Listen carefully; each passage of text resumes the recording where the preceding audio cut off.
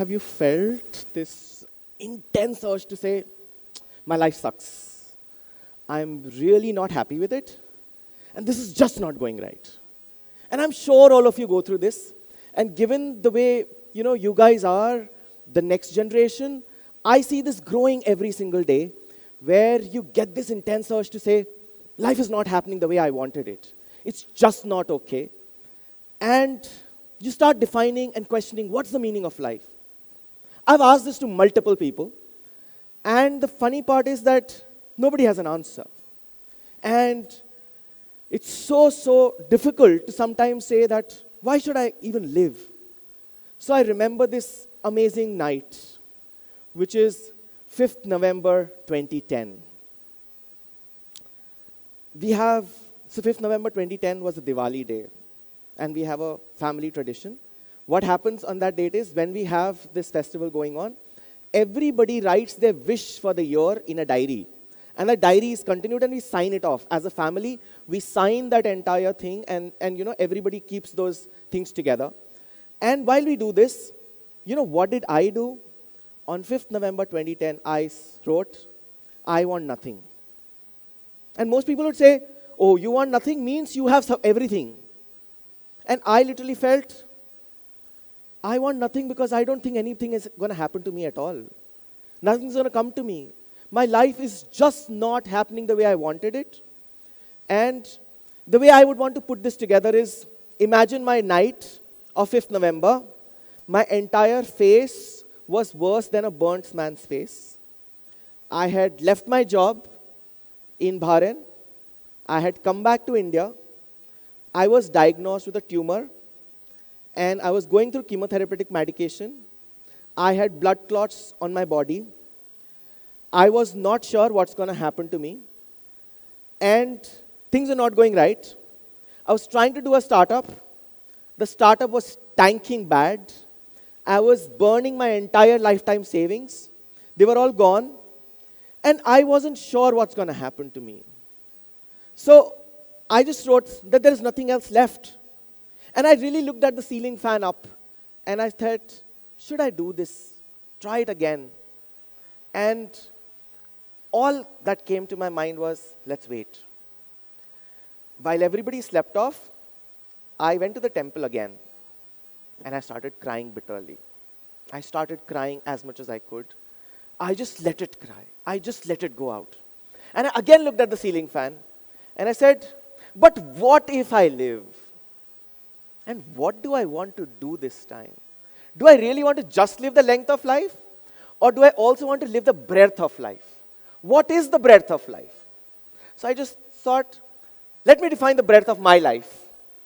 And somehow something just happened to me and I was like, okay, what are those things that I want to do before I die? And when you die, I know it's the Indian tradition that you have this TEDx Baithak, where people come and, say you, remember you, whatever. And I thought, how many people would come to my TEDx Baithak? And my count was 10. And that's all. That was my entire impact quotient. I was like, I'm worth 10 people on this earth who will probably come to that day and after 15 days, forget me forever. I am nobody worth living at all. And that's exactly what I felt for myself. So I said, let's start thinking of what if I live. I wrote down some random things.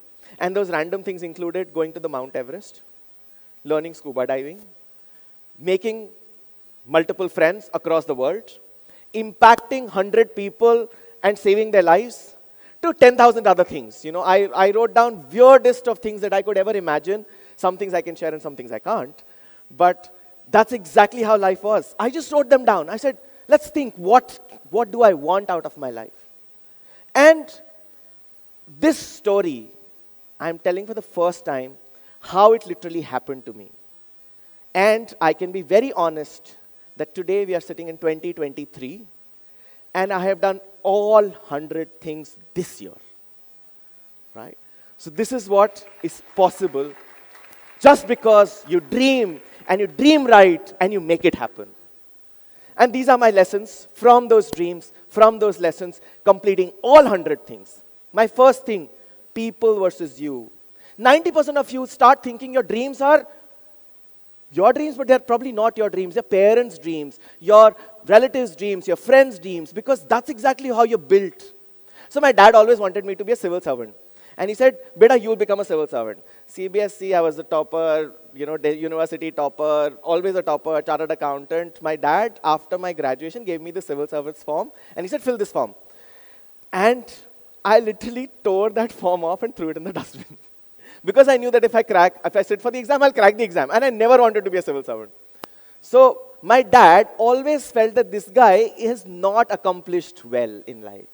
In spite of becoming an investment banker, working in London, working in Dubai, working in Bahrain, working in multiple countries, doing deals worth almost $5 billion, my dad was, oh, you have not become a civil servant yet. I came back to India, and this entire story was going on. But as things happened and as time passed by, there was one instance when I was appointed as the brand ambassador for the state of Rajasthan, and I got a call from the CM office. And it was evening time. My dad was sitting in the with me. We were having dinner, and they said, "Can you please come down tomorrow at this time?" And I literally told on the phone, "I'm busy this time. Give me another appointment. I'm not available." And my dad was like, "Are you serious? This is exactly how you speak in the CM office?" I said, "Yeah, that's exactly what I do. I'm just contributing to the state, and I have got bigger works to do. I will do those works. That's exactly what my priority is." And that day, I literally earned the respect of my father. It is possible. And it takes almost 20 years to do this, but it is possible. So have faith. It is you who has to get back. And you may not get what your parents want. You may not get what other people want out of you. It is important that you get what you want out of yourself. So that's the most important lesson to look at. And define those dreams, So I remember these Shah Rukh Khan lines, where this one movie says, if you literally dream of something, then you just actually push and put all your passion into it, define it as clearly, define every single moment of it. So I remember there's this, I am so scared sometimes, and I feel so privileged. This is my 8th TEDx talk. And I sometimes really feel scared because this was like a dream for me. I used to watch TED Talks like crazy. I'm a big fan of TED. And there was one talk by Rives, and where, he had spoken certain things. I used to copy that as it is. And I used to dream, oh, one day I'll have my TED Talk and I'll walk like this. Because he walked like that in that entire talk. And I was wondering when that day will happen. When? But you put your heart, you put your soul, and that day always happens to you. Start keeping to yourself. Start staying with yourself. Start believing in yourself. Things are going to happen, and define them. Define them, because then you know that subconsciously it's going to happen. That subconscious really brings that entire thing to your reality, and that's exactly what you're supposed to do. And this is something which was taught to me by my sister. Now, I wrote one of those things, okay? I wrote one of the, so these are all dreams which happened, and I wrote one of the things that I want to help 100 people from, stopping them from committing suicide. Because I was going through a bad phase. I was like, I want to help people.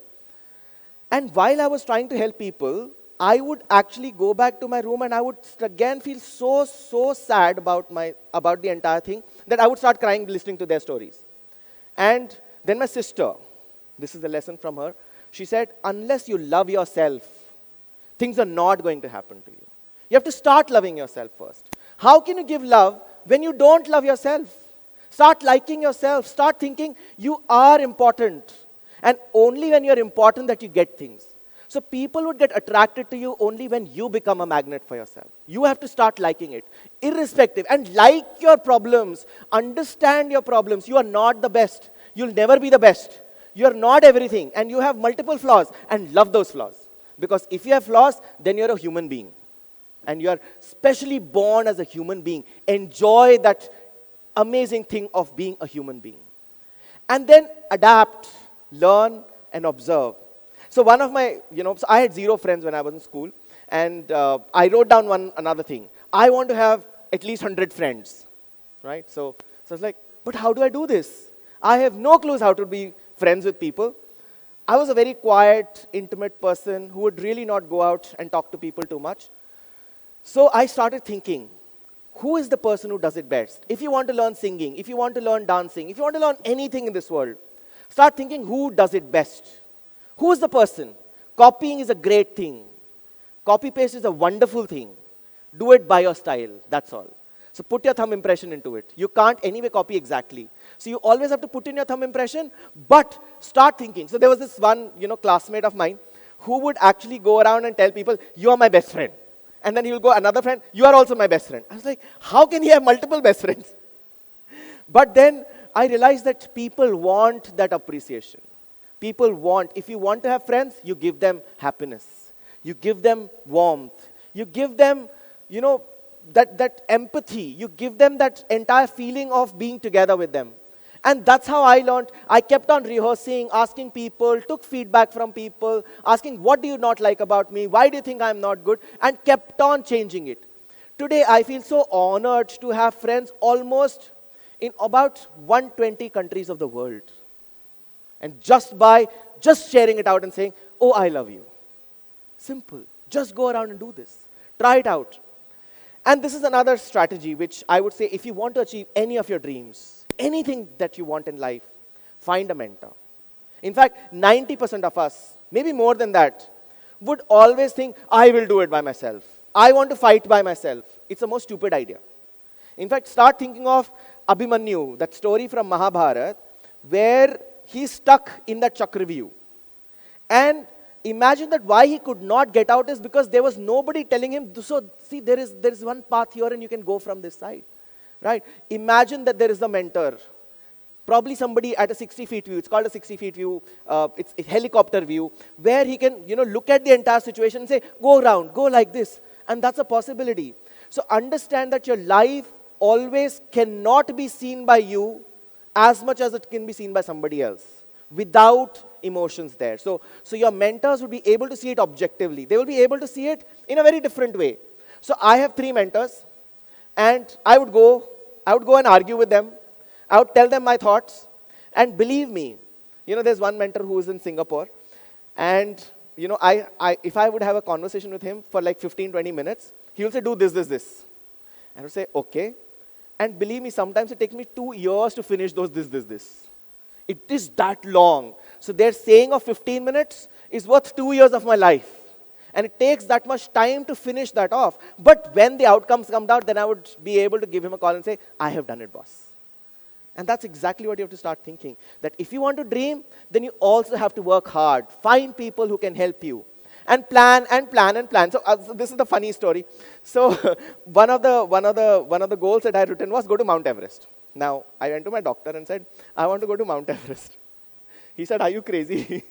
I mean, forget all the inspiration stories that you're hearing on, YouTube and other places. And like, oh, this guy went and, climbed the Mount Everest, So I said, but I never wrote, I have to climb the Mount Everest. I just want to go to Mount Everest. So, that's all. So I mean, I had never written climb Mount Everest. So I said, plan, think what you can do, but you're not climbing it for sure. You're not good for it. And this is like sure death. You are not designed for it, sir. So I came back home. I started thinking, planning. And then I said, I have only written go to Mount Everest. I have not written climb Mount Everest. So I booked a chartered plane. I took my entire family. And we flew to Mount Everest. We hovered around Mount Everest, saw it with full glory.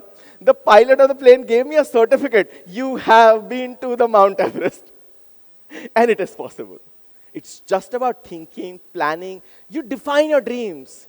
You are supposed to put them down together. It's not just about saying, oh, do it like that. And this is another one, which is practice. And I think you can't do anything without practice. So one of the things which I wrote there was learn scuba diving. And I was like, crazy random thought. So I just wrote all of those things. So learn scuba diving. I suddenly announced last year, so this was last year, when I went to my house, my entire family lives with me, and I said, I am going alone to Thailand for a vacation. And I booked my tickets. And my entire family's eyes popped out. It's like, this guy's gone crazy. What has gone wrong with him? He's just going out. But I wanted to do this. I went there, and believe me, I learned scuba diving. And I literally choked in the middle of the sea. I was right there. I went inside. So there's this lot of breathing exercise that they tell you, this is the way you breathe through an oxygen cylinder. And, while I was middle of the sea inside, I forgot how to breathe. So I was like, which way to breathe? I can't breathe from my nose, and I literally forgot how to breathe from my mouth. So I was like choking. And then, you probably do a sign like this to go up. So my instructor again took me up, and he said, practice, relax, it's all right. Just have this patience, and you will be able to crack it. And finally, I was able to go down, and I went down, saw the seas, saw all the fishes, saw amazing, sea life, and did it. So it's all about following this. And this is one of my friends who's sitting here in the audience right now. And she's one person who would always say, be positive. Things will happen. Wait for things to happen. They are bound to happen, and they will happen. So just hold on. It has taken me almost 13 years to finish so much. And it's just not, about saying, oh, I have done it all. It's about saying, no, I have a lot more to do. I have to stay humble. It's not about saying that I have done this, I have done this. And I've learned this over a period of time. I used to be fairly arrogant, thinking, oh, I have been doing this, I have been doing this. For me today, it's all about saying, no. It's about living life with its turns, curls, and imagining that life can be different. And it's also about dreaming in a way, but reality comes in a very different way. I used to hate India, and I used to think India is full of problems. And today I love India, because India is full of problems. It is so good. We have problems to solve. We are the startup nation because we have so many problems. That is the reality, like the situation that you have. And that's exactly what you're supposed to do. Stay humble, stay calm, be focused, understand that you have a thumb impression which is not like me. You are different from me. Right? We all are different from each other, but we all have dreams. And unless you dream, be a little greedy sometimes. Ask for more, because only when you ask for more that you get more. So get more, and I wish you all the luck.